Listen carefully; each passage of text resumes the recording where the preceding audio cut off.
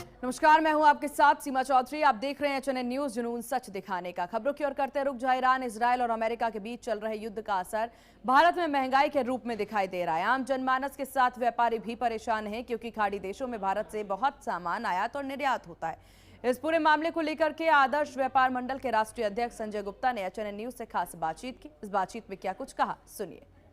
Iran, Israel और America के बीच जिस तरीके से युद्ध चल रहा है, अब भारत में उसका असर महंगाई के रूप में दिखने लगा है। भारत में फिलहाल घरेलू गैस सिलेंडर के दाम बढ़ गए हैं, कॉमर्शियल गैस सिलेंडर के दाम बढ़ गए हैं, साथ ही व्यापारियों की भी चिंताएं बढ़ गई, क्योंकि बताया जा रहा बहुत सी चीज़ों के दाम बढ़ सकते हैं। हमारे साथ आदर्श व्यापार मंडल के अध्यक्ष हैं संजय गुप्ता जी। संजय जी, कैसे देखें इस युद्ध को और इसका कितना इफेक्ट भारत पर पड़ेगा? देखिए, अब इस युद्ध का इफेक्ट भारत के व्यापार पर दिखना शुरू हो गया है। अभी देखो तो चीज़ें थोड़ा सा नॉर्मल थी, लेकिन अब धीमे धीमे करके एक हफ्ता बीत रहा है और लगभग 15 दिन के आसपास का व्यवस्था रहती है। तो ऐसे में तमाम चीज़ों हम लोग का बासमती चावल का है, अंडे यहाँ से बहुत मात्रा में यहाँ पे से जाते थे, अंडे अब वहाँ पे काफ़ी ख़राब हो रहे हैं। यहाँ इंडिया में उनकी सेल इफेक्ट हो गई है। जो पेमेंटें वहाँ पे थी वो पेमेंटें फंसी हुई हैं, या वहाँ से जो यहाँ पे माल आता था उसमें भी दिक्कत हो गई। फार्मा के सेक्टर में दिक्कत है, मैन पावर के उसमें दिक्कत है। काफ़ी लोग यहाँ से वहाँ पे अभी फंसे हुए हैं। आज भी हमारे पदाधिकारी, उनका बच्चा वहाँ पर है और उसकी फ्लाइट आज सुबह भी कैंसिल हो गई। कई दिन से वो आने की कोशिश कर रहे हैं। तो ऐसे में कभी काफ़ी नकारात्मक स्थितियाँ उत्पन्न हो गई हैं। भारत का व्यापार पूरी तरीके से उन जो खाड़ी देशों के साथ में होता था और यूएस के साथ भी होता है, उसमें कहीं ना कहीं फ़र्क आ रहा है। और मुझे लगता है कि भविष्य में मूल्यों में और अधिक वृद्धि देखने को मिलेगी और डीजल पेट्रोल में और भी कहीं ना कहीं इसमें वृद्धि दिखेगी।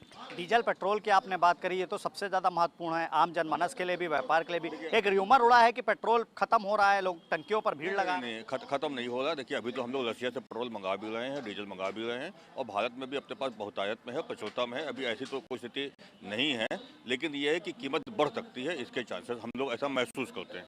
आपके पास भी व्यापारियों के फ़ोन आ रहे होंगे, तमाम तरीके की समस्याएं होंगी, कुछ वार्तालाप क्या सरकार से हो रहा है?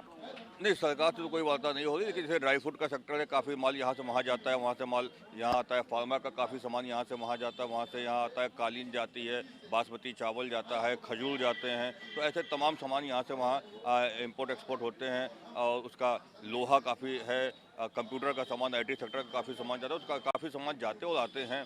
तो इंपोर्ट भी है हमारा वहाँ से और अपने इंडिया का, और एक्सपोर्ट भी है। तो दोनों में कहीं ना कहीं निगेटिव स्थिति पैदा हो रही है। धन्यवाद हमसे बात करने के लिए। तो हमसे बात कर रहे थे आदर्श व्यापार मंडल के अध्यक्ष संजय गुप्ता, जिनका साफ तौर पे कहना है कि अब ईरान, इजरायल और अमेरिका के बीच जो युद्ध चल रहा है, उसका असर आम जनमानस पर, व्यापार पर भारत में दिख रहा है, क्योंकि चीज़ें महंगी हो रही। तमाम तरीके का आयात निर्यात जो होते थे उसमें काफ़ी डिस्टर्बेंस हुआ है, काफ़ी पेमेंटें फंसी हैं, जिसका कोई भी रास्ता आगे नज़र नहीं आ रहा है।